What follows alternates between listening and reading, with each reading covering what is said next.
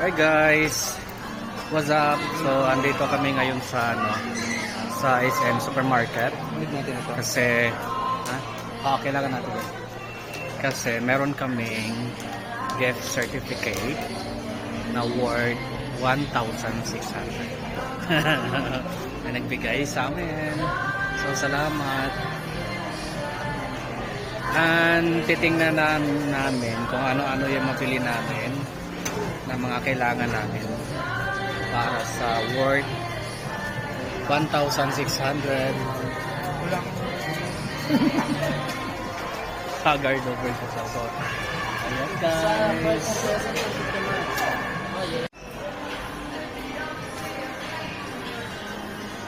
Ano na nakuha mo? So, chicken. Agad mga Sondrox, mga panglinis kasi nga, pang disinfect kasi nga marami kami mga for babies. And then yan pang fried chicken and nor para pag mga pang dadag umami sa mga lulutuin. So ayun guys, nag-iisip kami paano yung mga bibilihin. Ang hirap pala mag-isip ng bibili. Ang dami-dami mong gustong bibilhin tapos yung limited yung budget. Ayan mga tayo, suka, mantika. So hindi na ako kukuha niyan, hindi kami kukuha niyan kasi mayroon pa kami doon stock sa bahay. So mga dilata, naisip ko mga dilata kaso lang hindi kami masyado sa mga dilata eh. Mas prefer namin yung mga fresh from palengke. Yeah guys, mapalengke talaga ako ever since. Mas gusto ko ipupunta ako sa palengke umaga o kaya hapon, mamili ng mga fresh na isda, chicken and mga meat. Ayan, dito sa dilata pero ayun guys, lumagpas kami sa budget namin na 1,600. Umabot kami ng 2,400 plus. So, mission failed. Di ba rin mag-budget? So, naputol yung video ko kayo nasa loob kasi bawal yung video doon sa grocery. Mamaya, isa-isahin ko kung ano yung mga napamili namin. kung dapat ba talaga doon sa kailangan namin. Okay? So yung maya. So, ayun guys, nasa bahay na kami. So, ngayon, papakita ko na sa inyo kung ano-ano nga ba yung napamili namin sa halagang worth 1,600 lang dapat na budget namin. Ang hirap kasi mag-budget sa panahon ngayon, di ba? Ilan lang yung nabili namin. Siyempre, una, yung mantika. So, dahil crisis ngayon, dito tayo sa kung sino yung alin yung mga pinaka-affordable. So, ano to? Dagdag stocks namin para kung lumala talaga yung giyera. And then, meron kaming egg noodles kasi nakakamiss yung pagkain ng Thailand. Yung tom yum nila doon.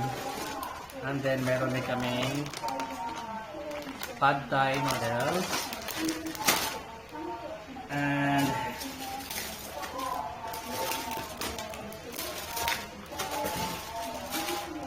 parang puro noodles halos na ano namin. So, Nissin, dalawang Nissin. Tapos, Indomie. Ano kami? Ayan, 4 na Indomie. Baliktad, basta Indomie. Okay. Tapos ang bonus ano to? Cornstarch tsaka all-purpose flour. And mayroon pa palang dalawang Nissin.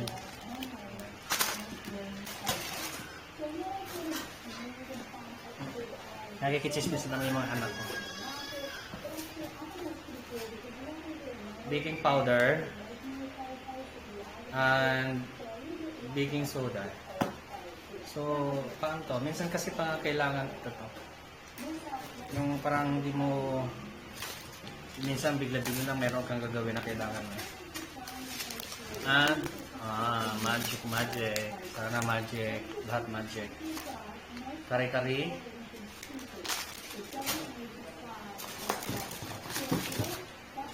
Tapos, pamintan durog. And, crispy. Extra hot. Sige nga, tingnan natin kung anong kaya ng extra hot. Ajinomoto. So, ayun guys. Gusto ko kasi sa mga isda talaga fresh. Pero, itong Spanish na to, one of my favorite. Spanish. Kaya kumuha ako ng dalawa nito. Masarap to minsan, ano lang, yung ibuhos mo lang sa bowl, tapos lagyan ng siling baanghang, tapos kalamansi, tapos kanin, sarap. And Highlands, pork beef, bagoong, UFC. So, ito lang muna, medyo affordable. Kasi, at crisis, gera. Ang gulo pa ng bahay namin guys kasi. Kira, halika dali. Halik. Ang dami nagugulong namin, anak namin. Ito si Kera Mikina. Hi Kai. Ang gulo ng namin. Nakikichismis na sila. Ano yun, siyempre may box dito, may carton. And then, ayan, pork, chicken, and shrimp. Ay, nakalimutan namin yung beef. Hindi ba lang, marami naman sandaan. Ay, ito. Hindi, meron pala. Ito, beef. So, ito yung isang nanggugulo. Hi, hello Kai. Si Bibi Kai. Gutom na yan, di pa nagkain. Si Bibi Kai. Nanggugulo. Lima yung anak namin. Tapos, ito pala, 2 aso. Ito, masarap din yan. Mga soup. Right? And, tapos chicken. Konti-unti lang. Half kilo lang. Kasi, 2 lang naman kami. Ito pang half chicken na pang inasal, and then pang adobo. And we have tender juicy hotdog pang morning pag kailangan talaga, pag mamadalian. And ano to? Yung parang ano nga ba to yung manipis? Bacon na pang morning din, pag yung madalian, pag gutom na, wala nang tayo magluto. Trabaho, tapos pag out the bench. So, ito pang kare-kare to. Kaya may kare-kare ako kanina na kare-kare paste, tatawag mo. Kasi meron kaming pata. Ano ba yung una kong kinuha kanina? Ito. Creme salt para kay Kera.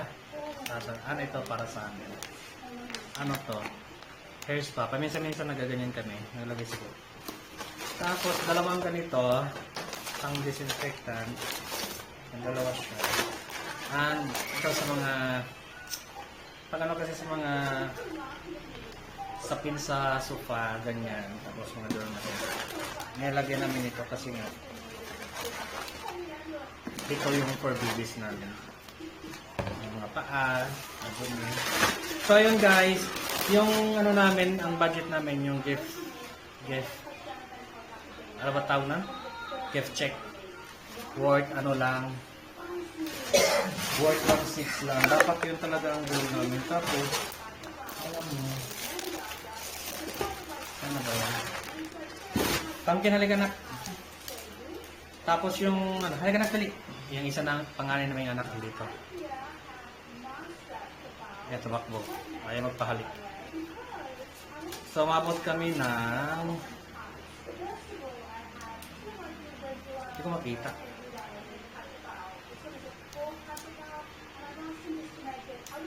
$2,429 na magpas kami. So guys, no, grabe, ang hirap pag-budget sa panahon ngayon, lalong-lalo na pag ano yung taas ng crisis ng gasolina. So lahat ng mahal. So yun lang guys. Please follow my YouTube. Panoorin nyo yan kasi ang dami kong followers. Mga 2 piraso. So follow na kayo doon. Tapos follow nyo itong page na to, yung YouTube channel ko. Tapos panoorin nyo lagi. Okay?